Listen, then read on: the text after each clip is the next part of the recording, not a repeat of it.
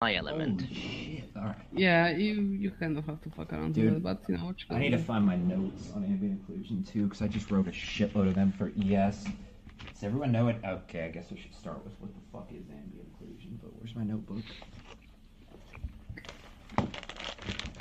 I had just written in the... Oh yeah, it's in the notebook that people purchased. Speaking of which, if anyone found that fucking site that can non-destructively duplicate the notebooks, give it to me. I will literally get this done tonight. Alright, so, let me fucking thumb through here real quick, because I had some really good notes I had taken. Okay, so this is something that is a very fucking big deal. It's a very advanced modern rendering technique used in AAA titles. I mean, it's advanced enough, I don't believe Octopath Traveler is doing it. I do not believe they are. It is something, yes, I 100% am intending to do on ES, only on the PC versions, and only on high graphics settings. It's kind of a big fucking deal. It very well could be the most costly thing you implement in your renderer. Literally this book I have, the guy in like the first chapter is like, oh, this is literally the most expensive part of our entire frame of anything is ambient occlusion. Let's see. God damn it. Fucking VMU interrupts. Lua decoupling, debug events, rendering pipeline. Wait, rendering pipeline, that sounds like it. Libgyro properties, libgyro state.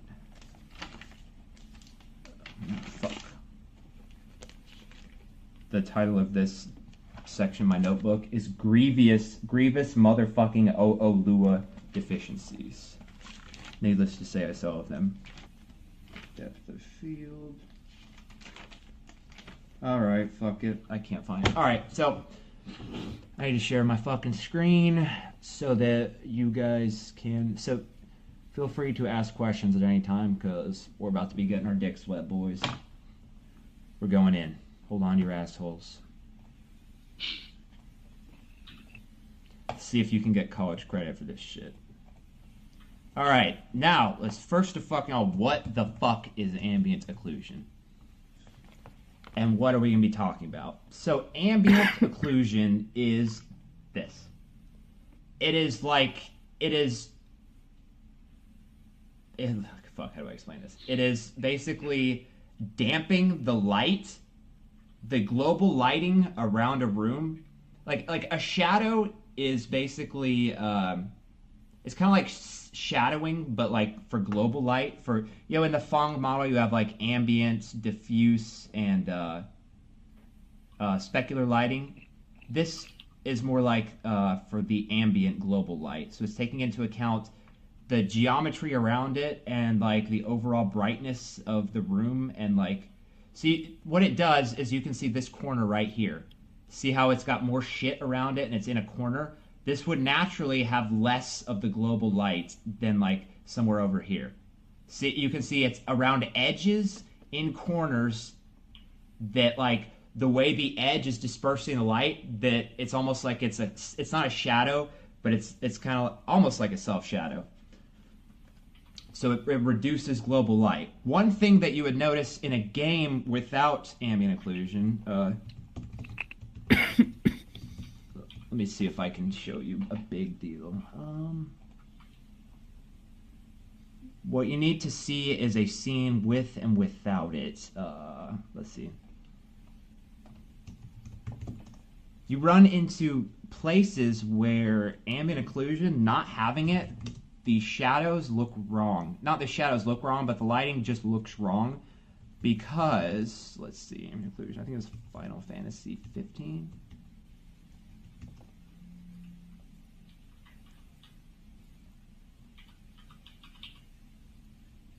God damn it, I can't find a good one.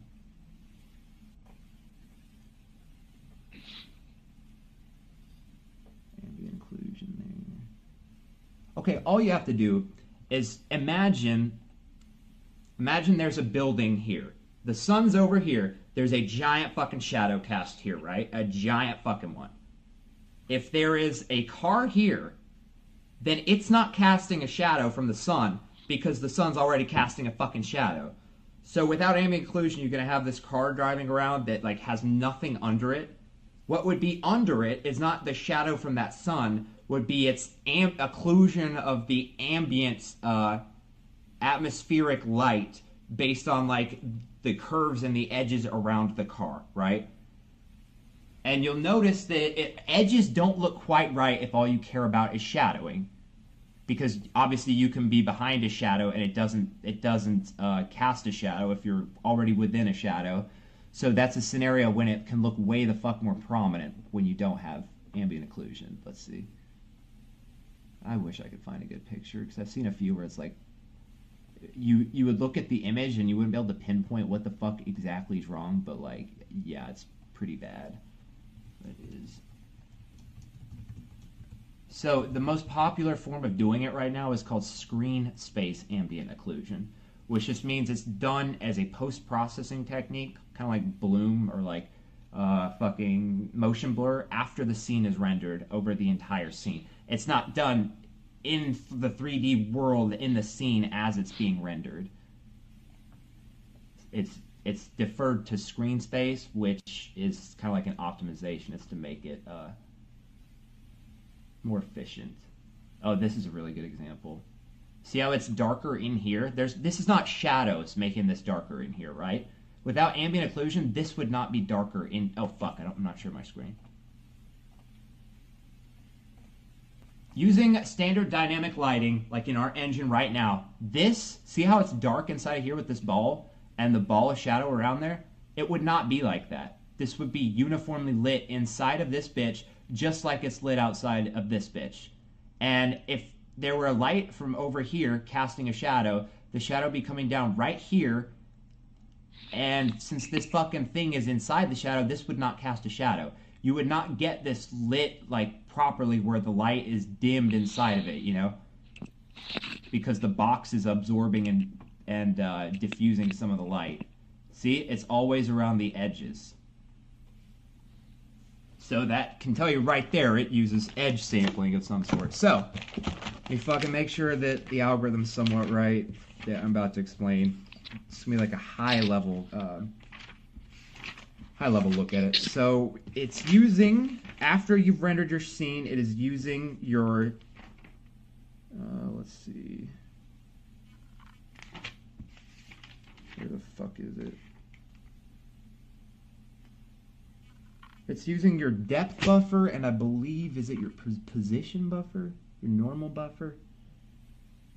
Let's see. Vision obscurance. Let's see. I'm pretty sure it uses your depth buffer and your normal buffer, or just the depth buffer.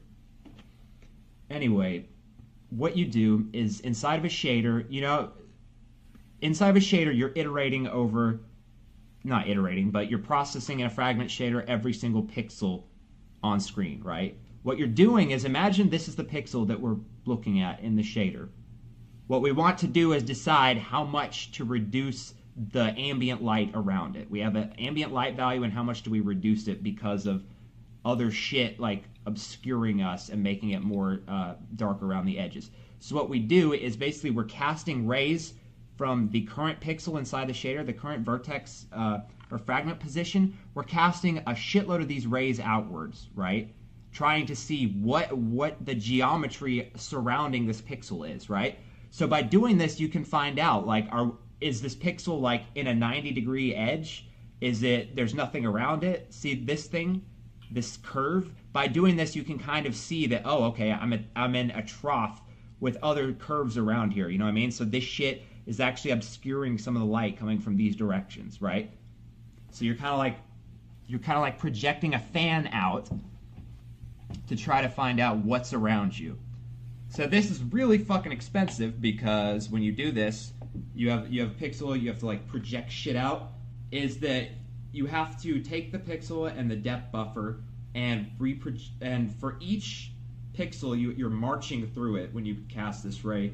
You have to go, okay, is there anything in this pixel? No. Is there anything in this pixel? No. Is there anything in this pixel? Until you get to the location in the depth buffer, like, okay, I hit a solid, you know? So you have to iterate. So you're doing a lot of fucking steps to do that. Like you could be like 10 here, 10 here, you know. So the reason it's so fucking expensive is because you're making like fucking. I think it was a good implementation on average. You're having to sample the depth buffer 48 different times. 48 tap, I believe, is like a PS4 good one to determine the surrounding geometry with enough accuracy to not look shitty. Okay, like that's a pretty big fucking deal. That's very slow. But in principle, all it is you're ray casting to find out how much shit is surrounding you. To find out, oh, you can determine like that. Am I in a corner? I'm this pixel, so that I'm in a corner and there's a bunch of shit around me. I'm gonna be darker because I'm in the corner. Versus I'm standing alone. There's nothing obscuring any of that ambient light from me. And so once you've determined like these basically the geometry around you, this integral right here is fucking calculus. Let me share the fucking screen again. You're basically summing it up to create a kind of weighted mean or something, some kind of geometric weight that you're scaling the light by, the ambient light. The main way that you'll see this done is you're not actually marching through every one quite like that, because that's just too fucking expensive, and you don't need that high of a precision to be pixel accurate.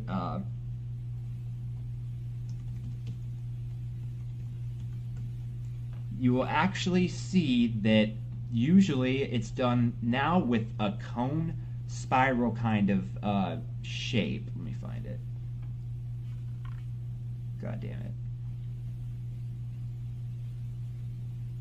Are you guys still here? You guys like fucking dead? Yeah. Are you getting anything out of this? No, yeah, I'm listening to you. Oh, okay. Shit, I'm trying to find the fucking spiral. God damn it. I can't find it. I think there's a picture of this fucking book.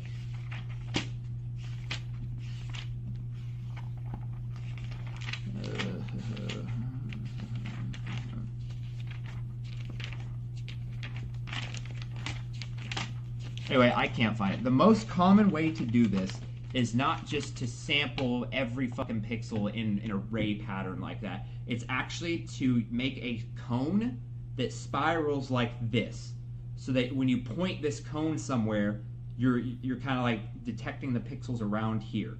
And you're not doing every single point because that's slow as fuck. You don't need that level of accuracy. You're making a spiral, doing point here, here, here, here, here, here, spiraling outward. And what you do is every single position, you are setting this cone to an arbitrary direction, right? So you move it around and you're rotating it by some random factor, so that for each pixel, you're basically like looking around like at the fucking surrounding geometry like that, gathering like weights of how much is occluded in that manner.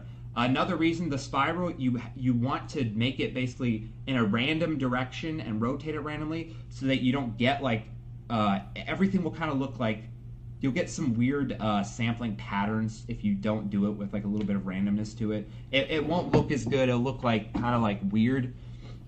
So that little bit of randomness really simulates like the noise for it better. Oh, another thing is like modern games are not doing this. When you render your scene and you have your frame buffer and then you're ready, and your depth buffer, you're ready to fucking do this shit on it. Most games are not taking the entire HD frame buffer and Z buffer, depth buffer, and running the ambient occlusion on that, because that is too much fucking processing. And it won't even show that much of a difference. What they're usually doing is they're downscaling the screen by 2 or 4 times, so they're sampling substantially less on-screen pixels doing it like that. There's nowhere near the same amount of fragment shader launches that you have to do if you downsample it like that. It's kind of like how for Bloom, you downsample and you're blurring like the downsample, you know? You don't need that level of resolution. A lot of these screen space techniques like that are not done at full resolution. So there's that. Does that make any motherfucking sense? It is very expensive, but in my experience, like, I don't know how much I can tell you about this. Let's just say I saw something happen at AMD that people were working on that was like a big deal, and I never really appreciated how big of a deal ambient occlusion made, how big of a difference it made in like photorealism in a game. and I can't tell you exactly what was going on because it's a big deal, but I saw the ambient occlusion on and off, and I have never in my fucking life seen a graphical technique make something go from looking normal to so realistic in my entire fucking life. Like, this sounds like it's something that's not that big of a deal, but I've never seen anything. Like, it just looked so goddamn real the way that like the surrounding everything impacted the light around it. I don't know. It was insane, and that's when I'm like, holy shit, you know. A lot of games like, aren't quite that good, but dude, it looks amazing. Ambient occlusion is really fucking big deal, and like me, like if I can get it to look good in ES, because you know there is a lot of issues with like, you know, edges of, you know, where houses are meeting the ground and or trees are yeah. meeting the ground. No, I'm doing this in ES, dude. That's my point. Like that was like something which is really gnawing on me. That's like, and you know what else this does? That this buys you self-shadowing. I know, right? It's like Julian's face, you know, like his fucking nose. You know what I mean? This will get you self-shadowing. Yeah, and which on is fucking fantastic. Yeah, that's it's fucking that's ridiculous. a huge fucking deal. Yeah, it's a really big fucking deal. It's gonna look fucking fantastic. I've actually been like having to hold back. I want to just fucking jump in and do it, but like we're late and shit already. So okay, thanks for. Let me know if you have any questions about that explanation. If that wasn't good enough, sorry if I lost all you guys. I could do a more detailed video on it. Maybe I'll do that in the future if people want me to on advanced rendering techniques like this.